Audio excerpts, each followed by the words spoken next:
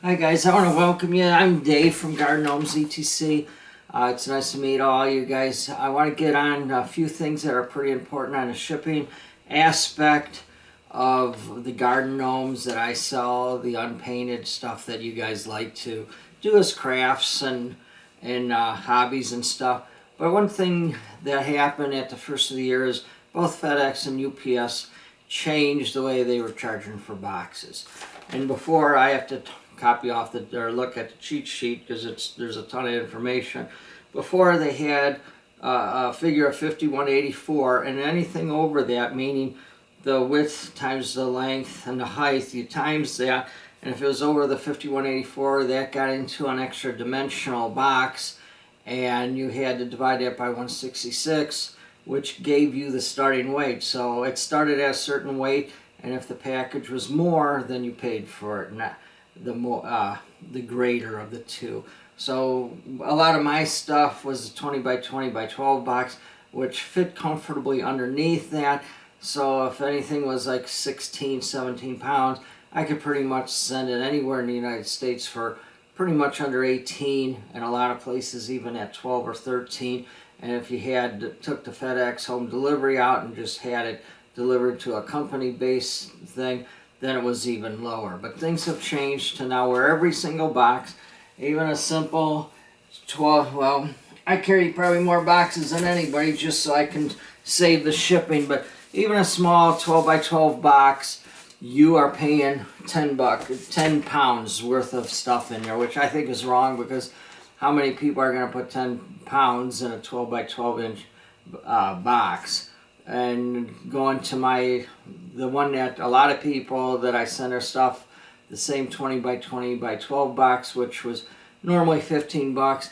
Now it starts off at about 33 bucks if it's going to the West Coast. So I got a little bit excited and called UPS and FedEx trying to get the rates, because this is a hobby. This is meant to be something where you guys can enjoy, and a lot of it's going to places that are looking for activities for underprivileged, or even some homes that are looking for some pretty cool things, and they're on a limited budget. So anyways, going back to this, UPS more or less told me to sell on Amazon because they got the best prices, because they have the biggest flow of products. So in other words, the little guy like me has to pick up the shipping for the people like that. So anyways, FedEx, I was in touch with them, and this is usually who I use anyway, or I like to use, and they work really nice with me.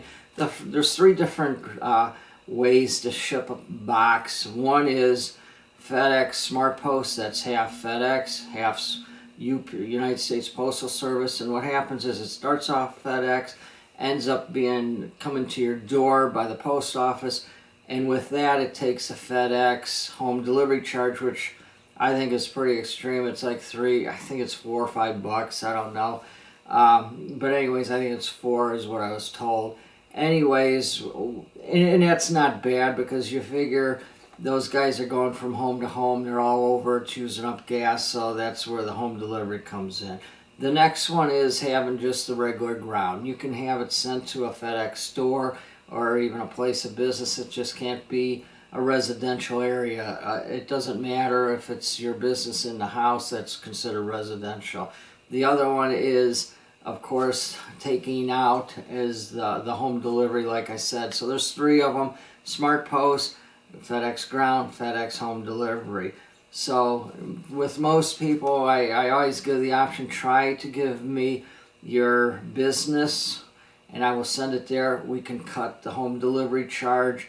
For those that don't have that option, we will go with the Smart Post. That cuts off even more for the lighter packages. The FedEx home delivery, that needs to be cut it just needs to be cut out because it's expensive. Now the problem with the Smart Post is once it gets over 9 pounds, then it kind of pendulums to where the ground makes more sense.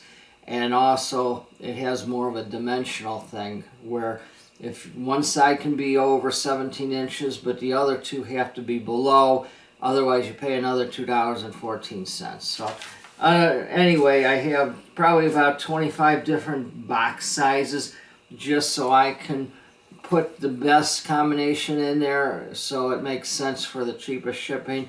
I was told, why care? Your customers are paying for it.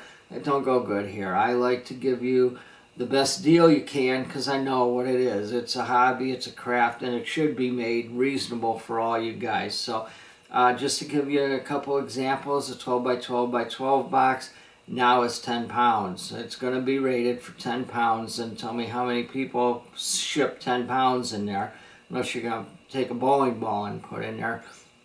The other one is the 20 by 20 by 12.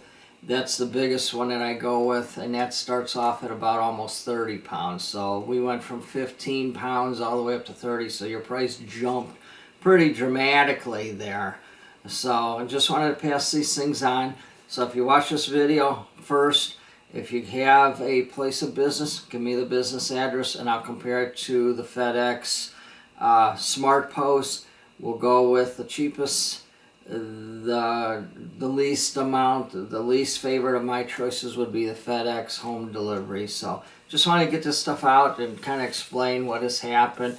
And it's not all bad news, but thanks to Robin, my FedEx account manager, she got me into the Smart Post, and that seems to be a real nice option. You can get most of the boxes around $9, $10, $11, but once you get into the heavier weights, then it might be FedEx ground. So